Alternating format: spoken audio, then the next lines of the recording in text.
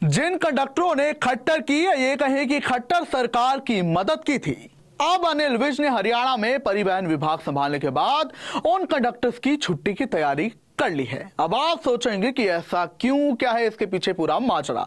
आपको बताते हैं। नमस्कार, सिटी तक देख रहे हैं आप, मैं हूं आपके साथ ओम पांडे।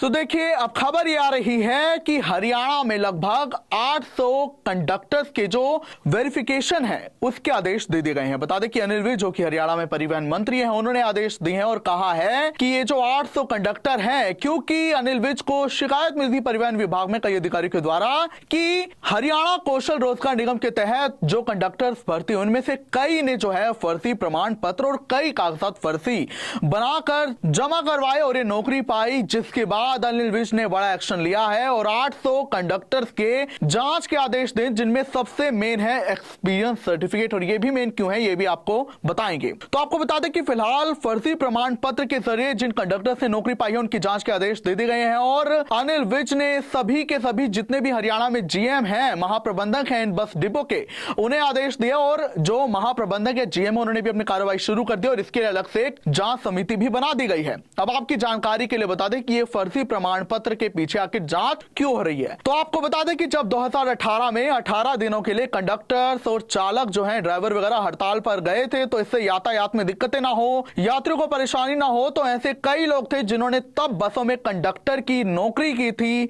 और इन्होंने सरकार की एक तरीके से मदद ही की थी, क्योंकि सारे कंडक्टर हड़ताल पे थे, लेकिन इन लोगों ने अपनी नौकरी दी, सेवाएं दी, जिसके बदले में सरकार ने इन्हें जो है भुगतान भी किया और बदले में एक एक्सपीरियंस सर्टिफिकेट भी दिया। साथ ही यह भी बात निकल कर आई थी कि अब जो आगामी भर्तियां हरियाणा कौशल रोजगार निगम के तहत होंगी कंडक्टर्स की, उनमें इन लोगों को प्राथमिकता दी जाएगी, क्योंकि इन्होंने सरकार की मदद की है। तो जिसके बाद जो है खबर यह आई कि जिन कंडक्टर्स ने खट्टर सरकार की तब मदद की थी, उन्हें भरपूर भुगतान भी किया गया, एक्सपीरियंस सर्टिफिकेट भी दिया गया, लेकिन इनमें कई कंडक्टर्स ऐसे थे जिन्होंने बहती गंगा में हाथ धुल लिया और फर्जी प्रमाण पत्र बिना मदद किए सरकार की जो है हासिल कर लिया, जिसके बाद जो है वो नौकरी लग गए।